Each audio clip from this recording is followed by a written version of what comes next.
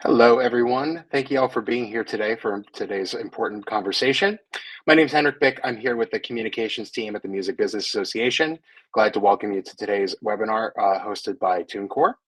Before we get started today, just have a couple of quick housekeeping notes to guide you through today's session. If you'd like to connect with your fellow attendees, you can do so by using the chat function on your WebEx dashboard. That allow you to connect with one another and also ask questions of our presenters. We'll be doing a brief Q&A at the end of today's session. And if you have any questions that come up during the presentation, please just mark them in the chat with a Q. We'll know to look for them through the rest of the chat and then pull them up as we answer the questions live at the end. Just a reminder that a recording of today's webinar will be available on our website at end of business today. You can access it both through musicbiz.org and then also through the WebEx app ecosystem and desktop platform. Just how you logged in previously, you'll go into recorded webinars and pull it up from there. Outside of our virtual events, we have some exciting news about our next in-person event. That is Music Biz 2024, May 13th through the 16th at the JW Marriott Nashville. Earlier this week, we announced the recipients of our 2024 Presidential Award for Outstanding Executive Achievement. That's Cameo Carlson of M Theory. And the recipient of our 2024 Impact Award for Technological Excellence. That's the MLC who's receiving that. Congratulations to both. We also announced the finalists for the 7 award categories that were crowdsourced and crowd nominated this year.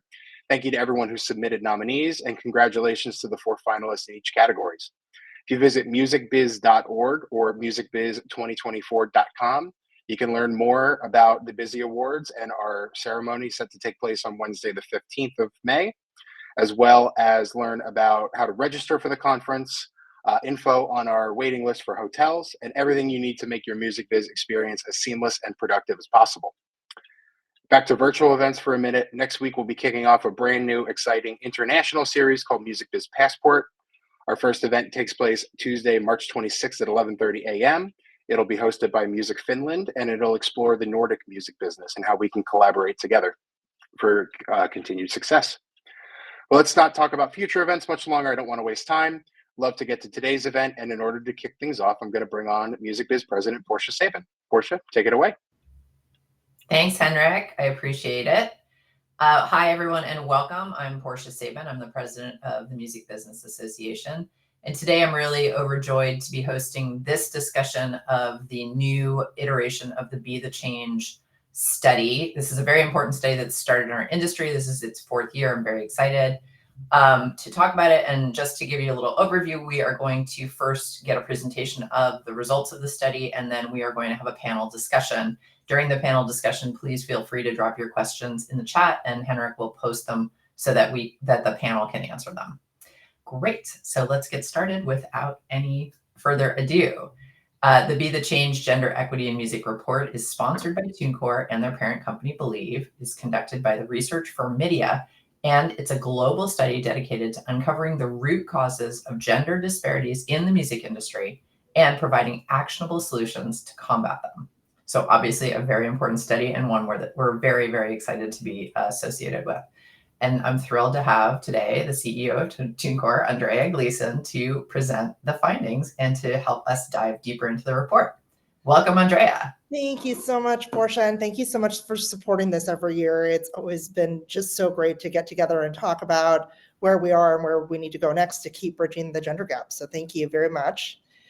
And for those of you that do not know me, a little background is I actually don't come from the music industry initially. I joined TuneCore back in 2015.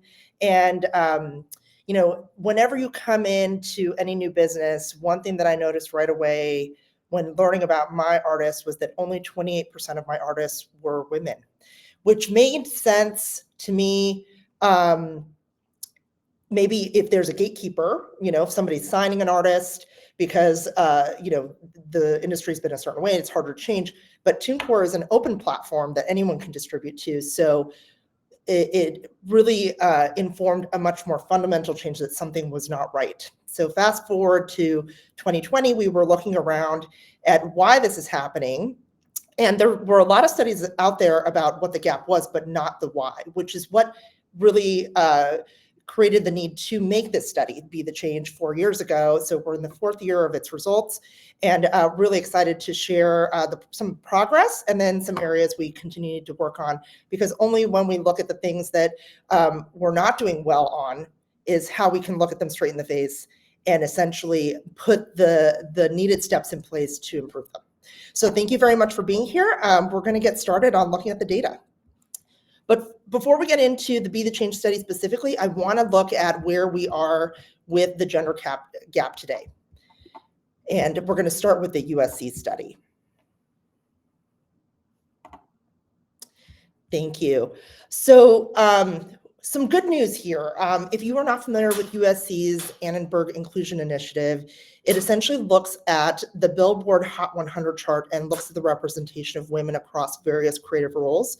The good news is that in the 12 years that the study has been conducted, this was our best year yet, with the highest percentage of 35% of the creators being made up of women, which is fantastic news.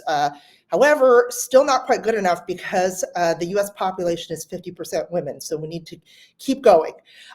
Some positive other highlights to make is that the producer category improved from 3.5% to 6.5%, still the lowest participation. So we have the most work to do there, but good to see the numbers improving. And the songwriter representation went from 14.1 to 19.5. Grammy nominees also increased from 13.5 to 24%. So good to see that. If we move on to looking at the representation across the executive ranks, USC Annenberg also does a study on the representation of women in the top roles in an organization for CEO, chairman, and presidents. And only 13.9% of them of these roles were held by women across 70 major and indie companies. So can also need to work in addition to the artist representation, also on the executive ranks side. Now, why do we think it's important? Why is it important for us to have diverse organizations? And there is a really, really great study put out by McKinsey, and they actually just refreshed it for the 2023 results. It's called the Diversity Matters Even More report. And what it states is that when looking at companies that have gender diverse organizations or ethnically diverse organizations, they are more likely to outperform their less diverse peers financially by 39%. So, and why would that be? Essentially, if you have more people at the table from different backgrounds, points of views, you are going to be more innovative. It's going to push you further. And so this is why it's important part, among many, many other reasons, but a really important one. Okay, so let's get into the Be the Change study. So really excited to share that this is the biggest, our biggest year yet in responses. We had over 4,000 creators and professionals across 133 countries respond to the survey, and it was translated into 14 languages. You can see the representation if you go to the next slide. The makeup of across the world were about 26% was from US and Canada, 30% from Europe, another 6% from the Latin America and the Caribbean, and Middle East and Asia representing 26%. So really strong, very diverse feedback from around the world. And when we look at who responded as well as far as their roles go, big responses from solo artists, though you can see that we have like strong responses across various roles. And really the ages of 25 to 44 represented the largest groups. Good makeup in responses across gender as well. So 64% were men, 32% were women, 6% were gender expansive, which is representative of overall the music industry. And also really important that we have the responses for men, because we're actually able to compare the difference in perception on particular topics, which we'll get into in a minute. So really good to see this strong responses across genders. And lastly, 83% of the respondents were creators, 22% were industry professionals. So what did we find? Let's go ahead and get into it. And what I'll say as we pull up some of these results is that what we really are so excited that the Be the Change study does is it takes all the stories that you hear anecdotally from individual people about their experiences, but quantifies them to be able to show, yes, it is significant. And so by looking at the places where we have areas of improvements that are significant is how we're going to be able to make the improvements that we need to make. So number one, the first learning that we could see is that there continues to be an uneven playing field across genders. In looking at, we asked the respondents if, essentially their experiences around about like, I guess, experiencing setbacks in their career. And what we could see is that women are twice as likely as men to discover that they are paid less than colleagues in the same or similar roles. And so, for women, it's at 35% versus men at 17%.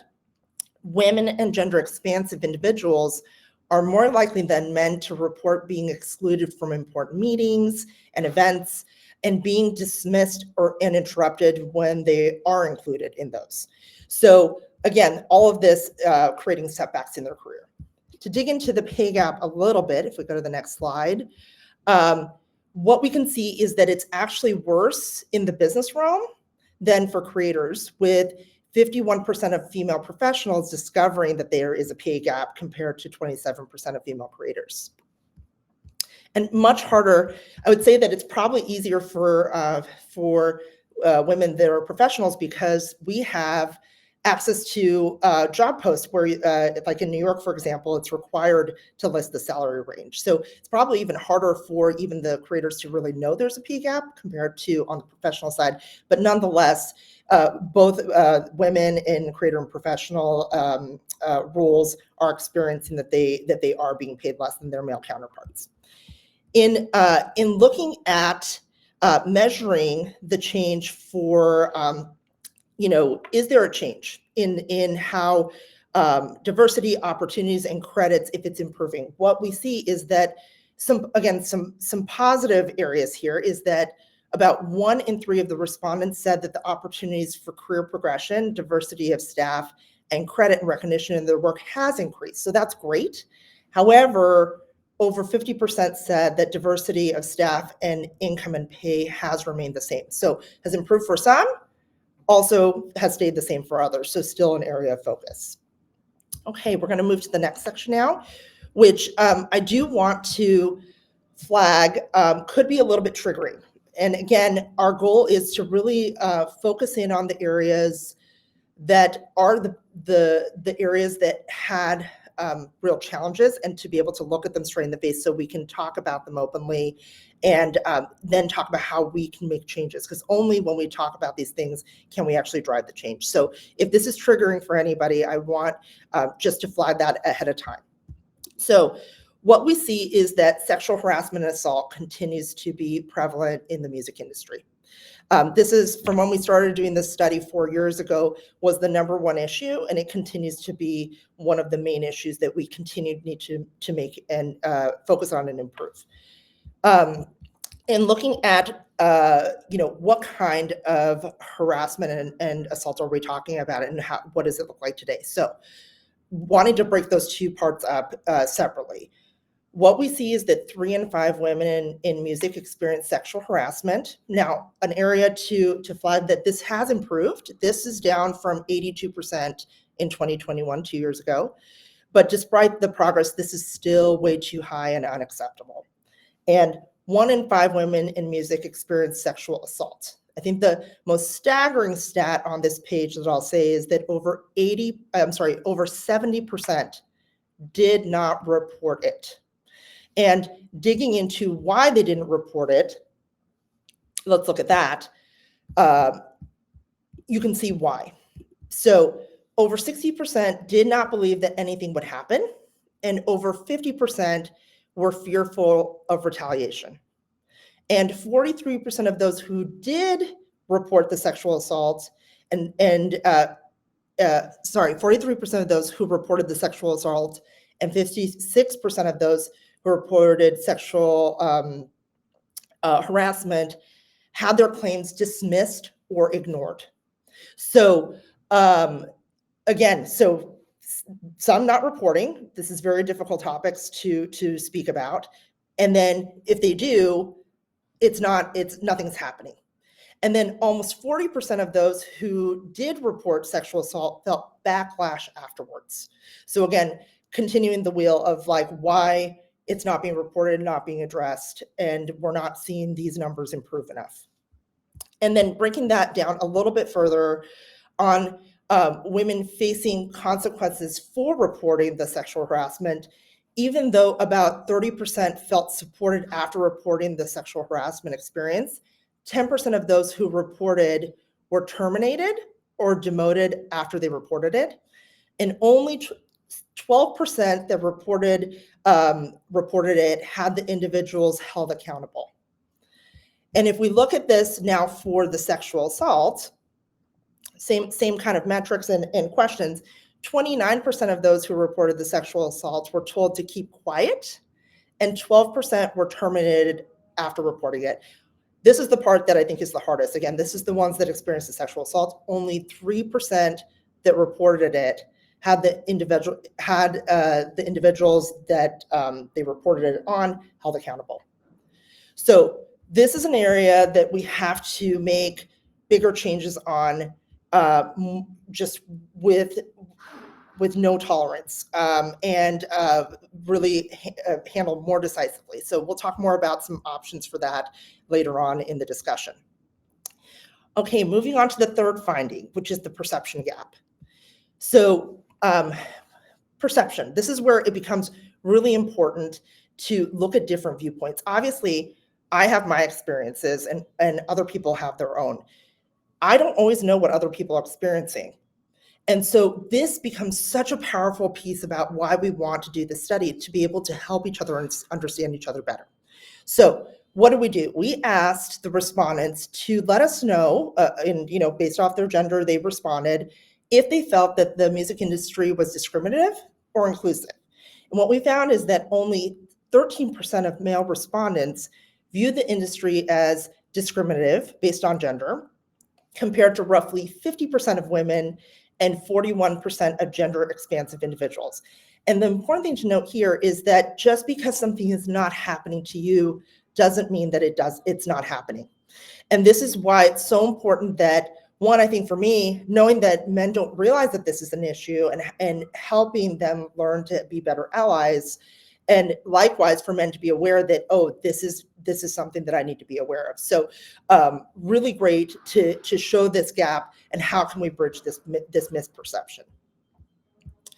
Now, moving on to the perception gap across cross sections. So in looking at, again, other points of diversity, what we found is that only 25% of all respondents consider the industry to be generally discriminative toward race and ethnicity. However, this rises to 54% for those of a marginalized racial or ethnic community, and rises even further to 66% for women of a marginalized racial or ethnic community. So what does this mean? Essentially, the study results show that gender discrimination in the music industry is compounded by discrimination based on other marginalized groups.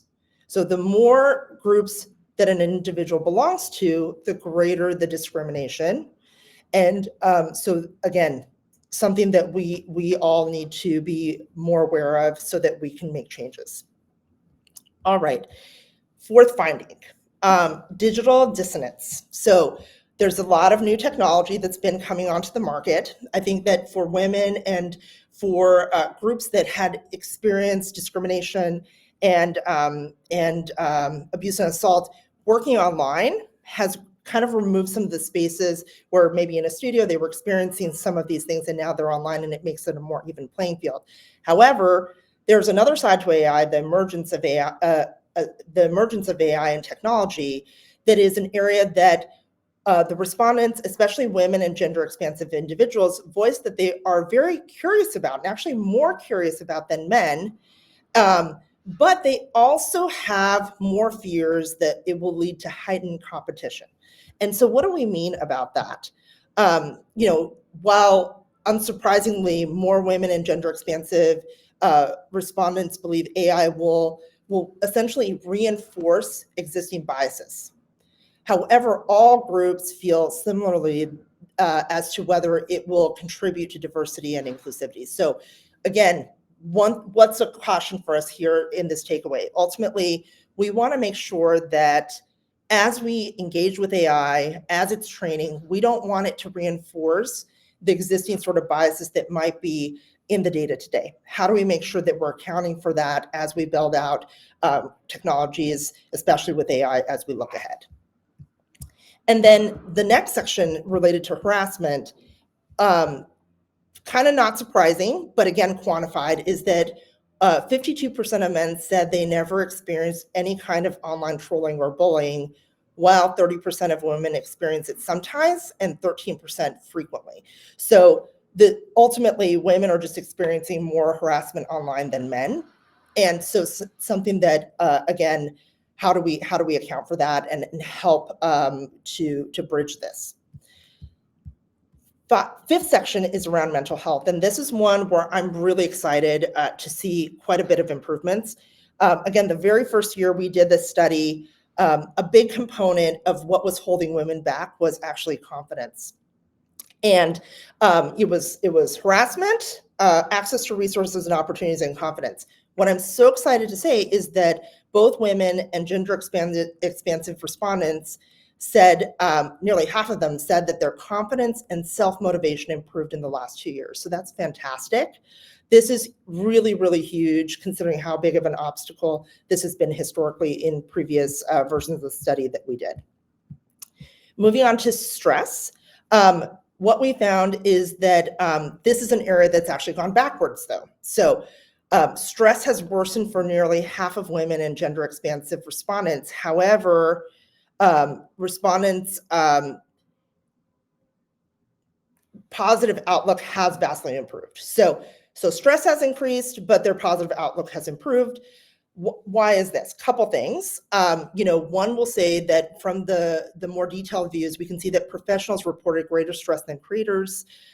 For the creators, they actually had really great concern around, the shelf life of a release. They're constantly having to have demands about creating content for social media. I mean, we're in this very fast cycle, especially for artists, where they're wearing multiple hats in addition to making and performing the music. And one could say that, hey, this is the case for all artists. But what we've seen is that for women and for gender expansive individuals, this was experienced at a much higher degree than it was for men. And then let's talk about what we do. So we don't want to leave it with just looking at what are the areas that we need to improve, but we need to look at how do we improve them. We actually asked the survey respondents what they thought. And the key changes that women and gender expansive respondents said that would drive the biggest change was, number one, put more diversity in positions of power. How can we get pay transparency? And third, how can we create stronger enforcement and penalties for harassment and inappropriate behavior with no tolerance? So these were the three top. And what was really interesting, if you go deeper into the responses of what the respondents felt would help drive change, it was interesting to note that most respondents trusted creators and artists to enact change, not music industry executives. And so also an area that, okay, there's a mistrust. How can we bridge that as well? So what do we do from here? A couple of areas that we can all be a part of the change. We call the study Be the Change because the change isn't going to happen unless we all participate in it. And essentially, okay, and I'm so sorry. We want to ask you all to, one thing you can all do is sign the Be the Change music pledge.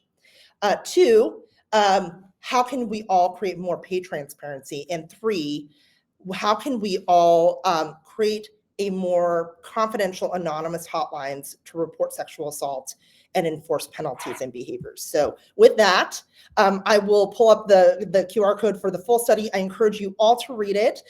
If you want more ideas of how you can get involved, there's lots of ideas in the study. Depending on who you are, it gives a lot of great ways you can get involved. So thank you very much, and I'll pass it back to Portia. Thank you, Andrea. That was really great. Such important information. Very, this is really great that you guys do this every year. And I think it's just, I can't wait to get talking about it. So I would like to ask that the rest of the panelists join us and introduce themselves. And I'd like to, hi guys. I'm going to start with Neeta. If you could introduce yourself.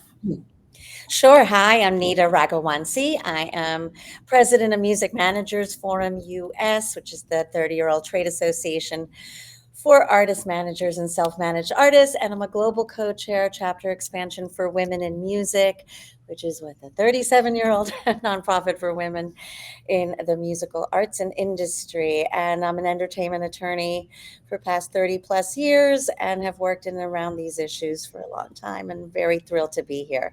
Thank you. Ryan. Hello, Portia. Thank you for having me. I'm Ryan Butler. I am the Vice President of Diversity, Equity, and Inclusion at the Recording Academy, best known for music's biggest night, but what I really focus on is the work that we do the other 364 days a year. So I'm really, really looking forward to this conversation and being able to dive into the lived experience of women and gender expansive people. Thank you. And Alejandra. Hi, everyone. How are you? My name is Alejandra Olea. I am the Managing Director for Believe Americas. I oversee the territories of Latin America, including Brazil, US, Latin, Canada, Portugal, and Spain. This provides me with a great view of how this issue spans across countries and cultures. And I'm very excited about talking with you today on it and what we can do to drive the change, not only be the change, but drive the change. So very happy to be here, and welcome to the whole panel. Thank you. All right, well, I want to get started. Neeta, I'm going to just start with you randomly. Sure. Just talk a little bit about, how you felt when you found out about the Be the Change study and what you just sort of think in your life as a music business professional. You've been in this business forever. How did you feel when you heard about this? Feels like it, yeah, forever. So, first of all, I'm so appreciative that this study exists and that this study has been happening and that we get to compare it year to year. It's been something that's been a much needed thing in our world because we have had lack of data. We've been working anecdotally. It's so difficult when we're having discussions on solutions if we can't identify the problem in a really meaningful way and have this wonderful survey to support defining that problem and getting deep into it. There had been other studies, but one of the things that I love about this study is that it does take into consideration the male perspective, right? And so many studies will ask women, and it leaves out everyone else. And I love that this one has a lot more breadth and width to it in that sense. And I think it's important right now, coming out of Andrea's amazing review of the study results, it's important to take a breath. Because when one sees these numbers and it confirms the anecdotes and it confirms what we're thinking and feeling, it's an amazing thing because it's like, yay, and exhale and thank you. And on the other hand, wow, we have so much work to do. And, many men speak to me. It does, one of the pieces of the results that Andrea just went through, where men were in a lower percentage and being aware about the discrimination or the discriminatory practices, it's not surprising to me because anecdotally, many men come to me and it does seem that when we're talking about these issues, that they're learning for the first time that certain things are happening and they're asking questions, which is fabulous. But it made me go, yeah, we do need to keep working on showing this data, explaining the examples in the workplace, for example, where these ideas and then these awful hurdles and these challenges and these horrific stories, where they're coming from and what's happening, so that there can be learnings that are happening about improvement and solution. Absolutely. Alejandra, what would your take on this be? I mean, obviously you guys are part of this because Believe is the parent company of TuneCore, but were you like personally excited when you heard about Andrea's initiative in doing this? Not only personally excited, very excited, but also very impressed. I have worked in many multinational companies before this, and it is the first time that I see such an active drive to conduct these type of studies. I applaud it. I think Andreea has been a trailblazer, as well as her team, on driving this. I think it's a very important conversation. I do have to say I'm not satisfied yet with the number of respondents. Specifically, I mean, I'm super happy it has improved, but I think we need more voices, and I think that's at the crux of this issue, the fact that we're not talking enough about it, that there's not enough conversation, and there's not enough women getting involved in driving this change, and it is important. I think we're involved in our very individual way, but I think we need to be part of a collective that is having a more, a wider conversation on the topic. The fact that 6%, if you see the map that Andreea presented in her slides, of Latin America are the ones that are responding to this, when I know for a fact, and as a Latin American woman and having experienced it, that is a much wider issue, is surprising to me. So yes, I'm very excited to be involved. I am very happy to be invited to have the conversations, but I'm also very concerned that we need to push more to do this. So I'm happy to open this forum more and to spend more time driving these conversations. I have seen and watched Andreea this week. I think Andreea is the 7th time you present this in the last 2 weeks. And I think I'm in awe of the push, and I want to participate more in it. So very happy, Portia, to be in this panel. And yes, excited, but also concerned that we need to be even more active in driving this conversation, because it is important. And it's the only way that we can ensure the change is here, it's big, and it's permanent. Yeah, Andreea, this is the 4th year of this study. It's increased quite a considerable amount, right, in the last 4 years in terms of the number of respondents. Yeah, we started with, I think, less than 500 respondents, and it's grown. So yeah, I mean, we've got to keep going though, because we need to give more voices. So next year, it's our 5th year. We're like, all right, 5. That's a good number. This year, making it bigger. Exactly. Well, you guys have really, you have impressively grown it, but I think obviously it can grow more. And doing webinars like this is all part of the goal of increasing awareness and getting more folks involved, because this is a study for everyone, which I think you were clear on. You know, this is for men, women, gender nonconforming, gender whatever, inclusive folks. You know, everyone needs to take this survey, because it's really, the results are quite interesting. So Ryan, I want to throw it over to you because you are at the Recording Academy. The Recording Academy is the trade association in the US for producers, engineers, and artists. And of course, one of the problems we see that's been the most difficult seemingly to overcome is the low numbers of women in production and engineering. Like, what's your take on that?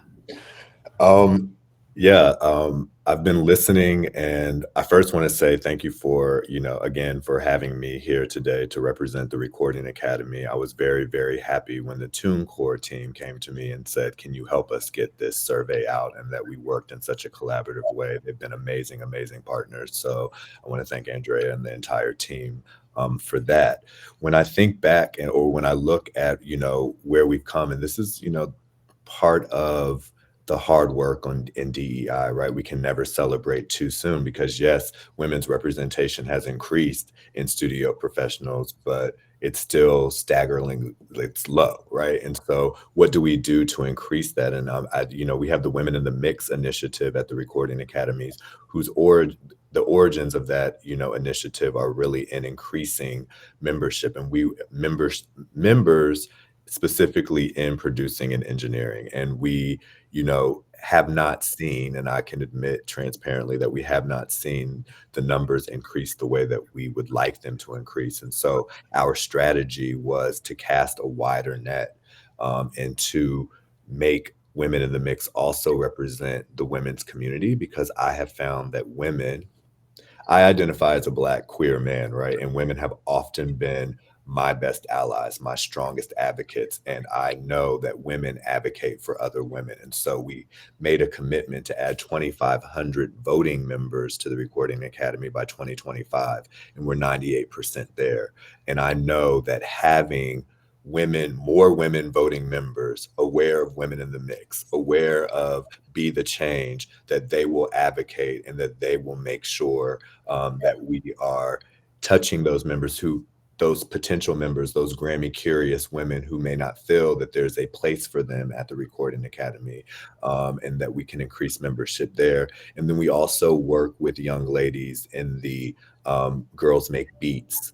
And so we have been working with them over the last year, and it's just really, really amazing. We did an event with them in LA in February, and all of them stood up and said, I am a producer, I am an engineer. And it was just so powerful to see a 14-year-old young woman say, I am this, right? Without a question. Not, I want to grow up to be a producer, or one day I will be an engineer, but to speak it the way that they were speaking it, gives me great hope for the future of the music industry.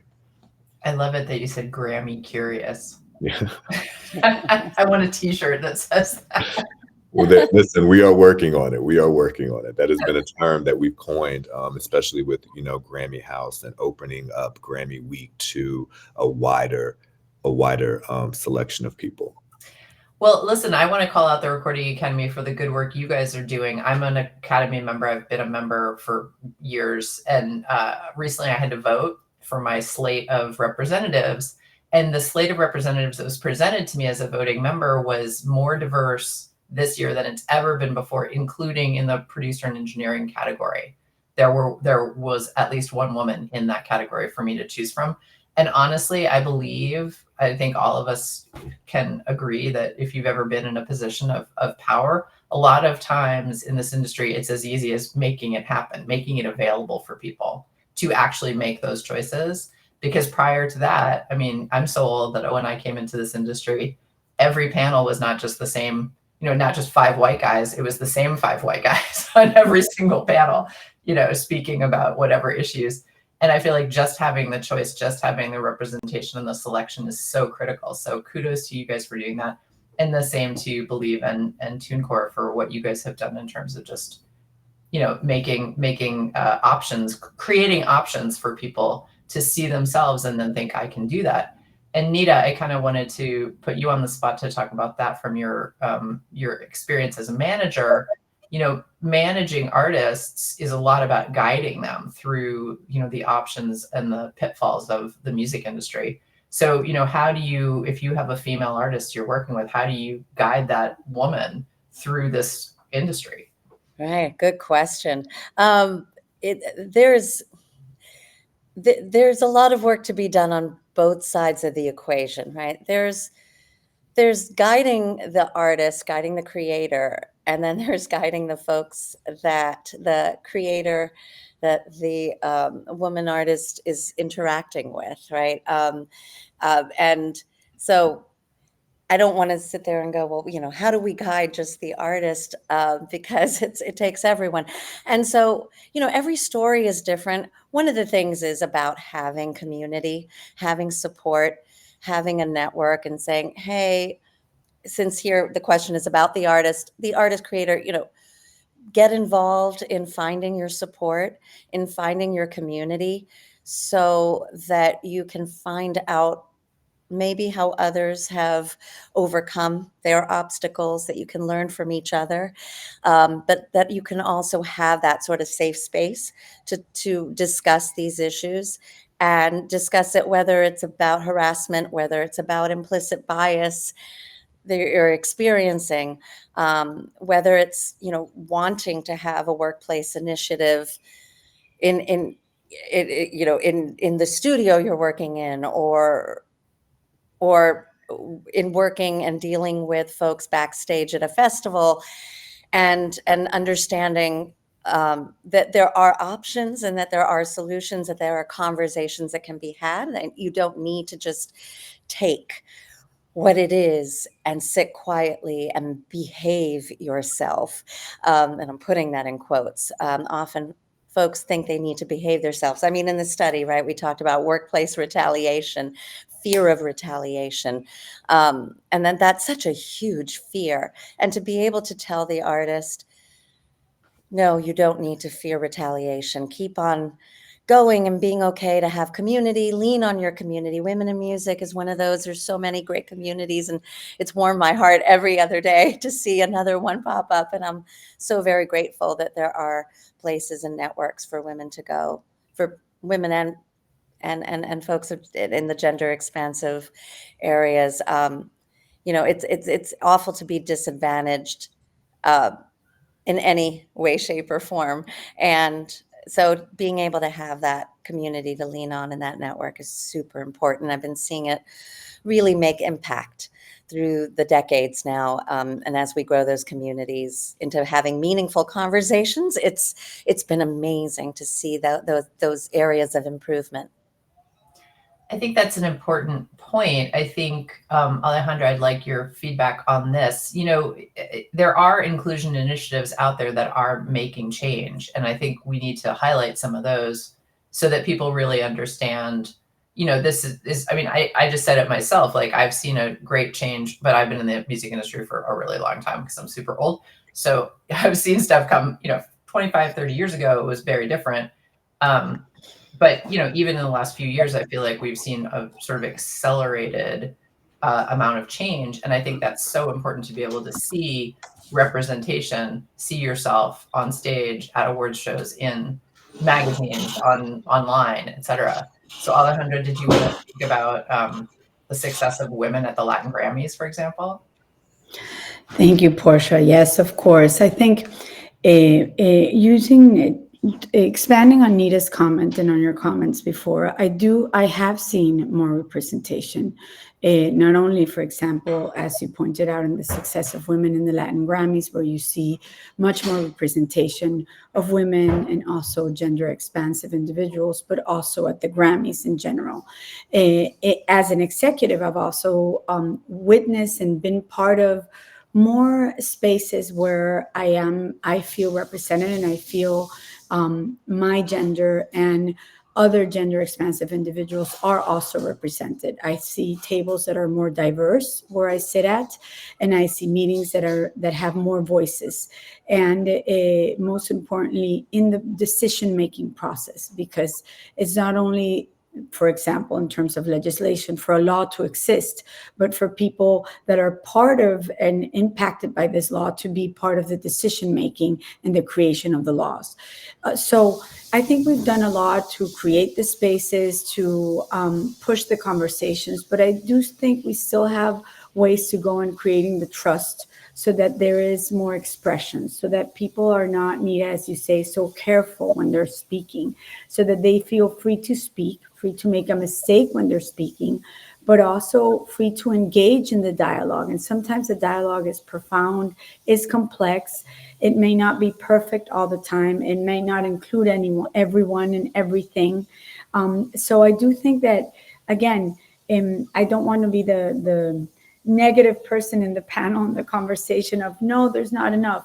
I do think we're creating the space, but now with that space, I think we need to create the trust. I think we need to open up the gates of feeling free to speak and to go deep into the subjects, to have a healthy debate on them, to make mistakes. I see a lot of people that are trying to have conversations being sometimes too careful. And when you're too careful, you don't express yourself correctly, or fully, or you don't get to the bottom of everything because you're so worried about the semantics. So what I am trying to do is not only be in these spaces, but also create the conversations and the trust to have the debates, right?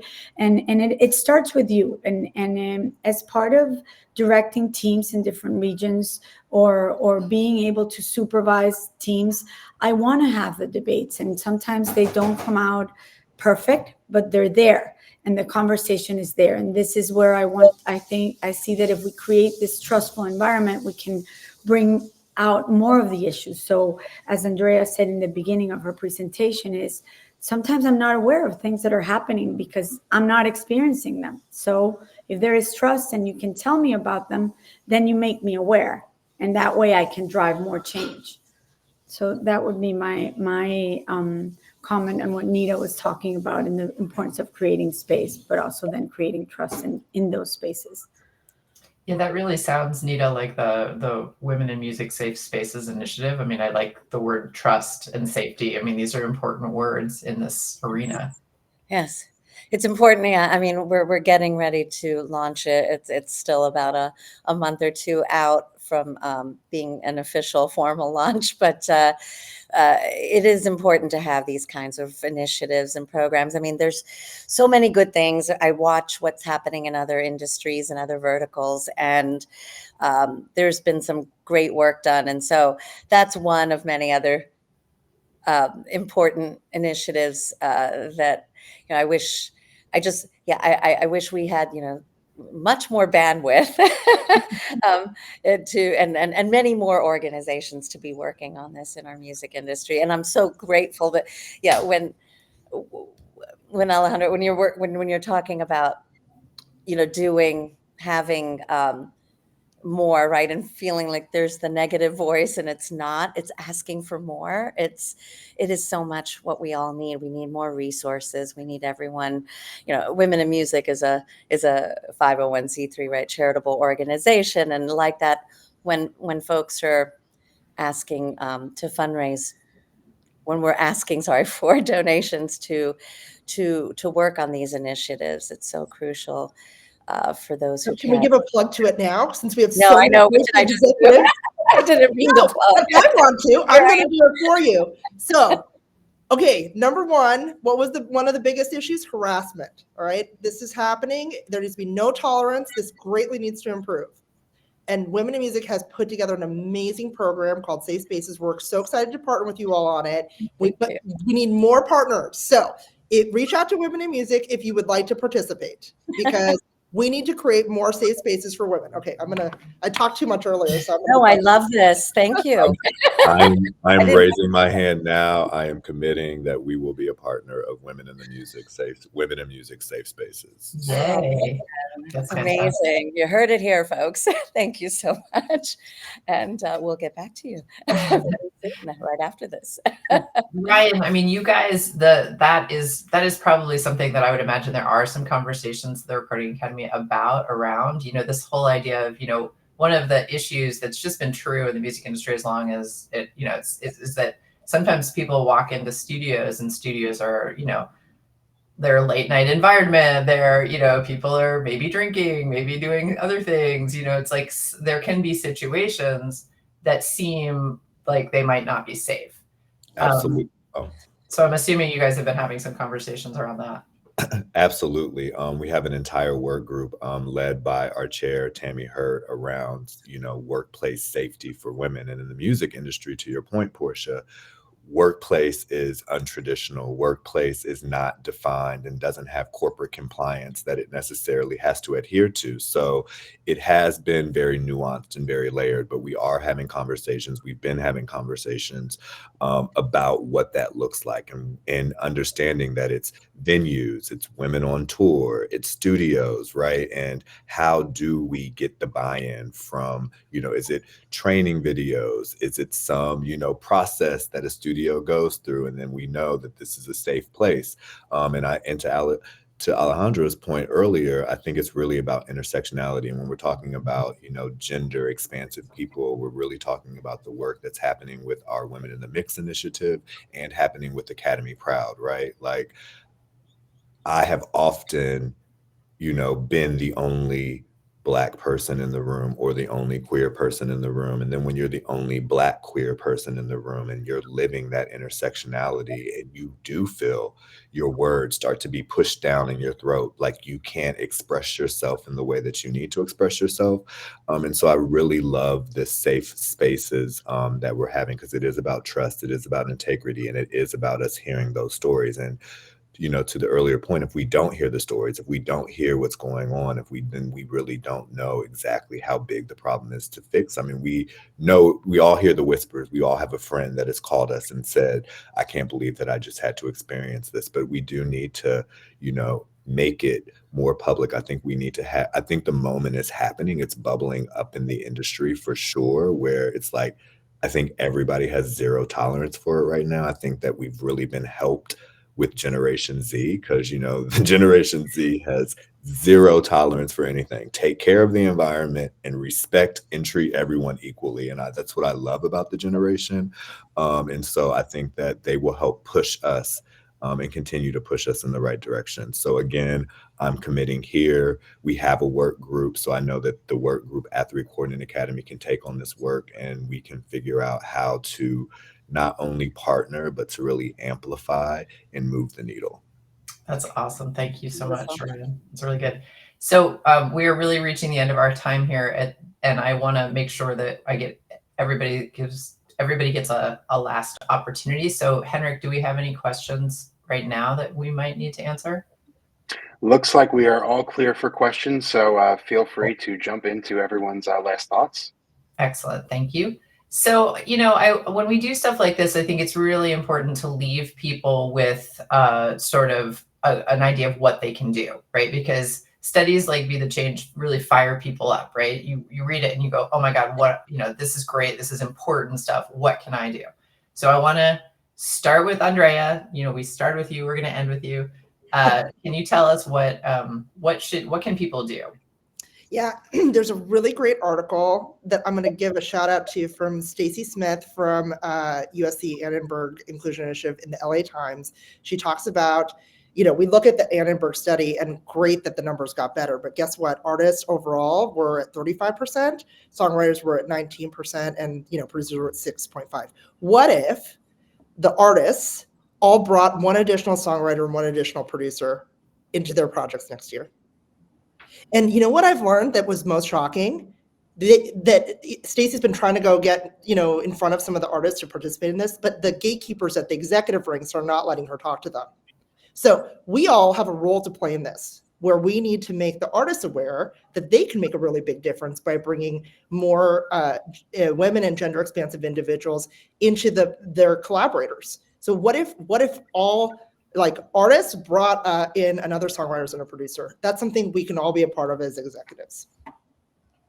That's awesome. Neeta, do you have something we could all do, an action item? Wow. Yes. So women in music, I mean, we do have a variety of initiatives, but one of them is our executive internship program, which has been doing really well, because it is about pushing forward, if we're supposed to have more diversity in positions of power, which we are, and in the study, that is one of the solutions, is to get more diversity in positions of power. We need to really start helping folks, right, at a young age, at a junior level, to push up through. And so if you have a company getting involved in our executive internship program and offering up those spaces would be really helpful. But also leaning into mentorship, being a mentor is such an important part of it, being a mentee, of course, getting involved in that, and getting involved in saying yes when any of us come and ask to speak into our live and virtual educational offerings. It's definitely important to push for offering diverse perspectives. And so, of course, we want to make sure that if you are someone who's sourcing speakers, that you lean into our organizations and ask, come into Women in Music and say, hey, do you have a producer engineer? Going to the Recording Academy, do you have a producer engineer or an expert in any particular area that's coming from a diverse background, and helping to make sure that there's representation there is so crucial and important. Thank you. Ryan, final word. Absolutely. I would say, don't feel overwhelmed. This type of work is cumulative, right? It is work that is not going to necessarily have a big win. You're never going to have that satiated feeling of, oh, we just accomplished it. We just won.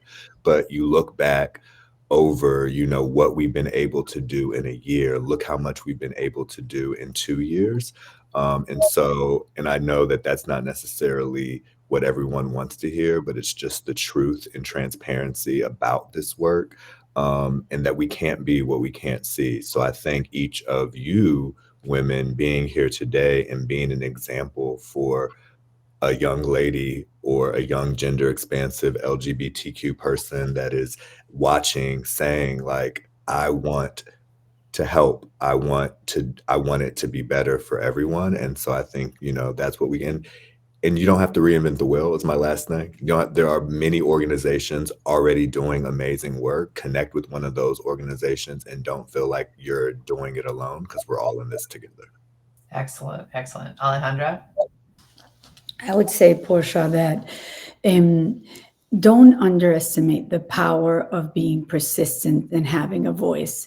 As Ryan is saying, this is step by step, it's cumulative. So even if you feel that you're speaking to an empty audience, continue the conversation, continue to drive the change that you want to see, because it has an impact. I have seen it in person, and I think I am right now working in a company, and I say finally because it was the first time that this happened, where gender diversity, gender equity and diversity is institutionalized in the things that as executives we have to do. And I think that is great, because it really brings to the mix an action that is not only the speak of, not only the speech of being inclusive, but also there's an action-driven initiative to do this. So I think participate in those actions, be part of that change, and just persist. Like Andreea was saying, we are going to go to our 5th year, and I hope the 5th year is 10,000 respondents so that we can hear. And Andreea, you also have my pledge that next year we're going to double down in Latin America to make sure that 6% grows, so that we can hear different voices, and that, we can be like Europe. 30% of respondents are coming from Europe. Let's try to drive that change. So I hope to be in a panel with you next year, so we can talk about the results and the change that persistence brings. Oh, well, thank you guys so much. All of you have been very inspirational and delightful. Thank you so much, Andreea, TuneCore and Believe, for working on Be the Change. I mean, this is so important, and driving the change and being the change. So thank you guys so much. Thanks all of our audience members, and we'll see you on our next webinar. Thank you, everyone. Bye. Thank you. Thank you. Bye.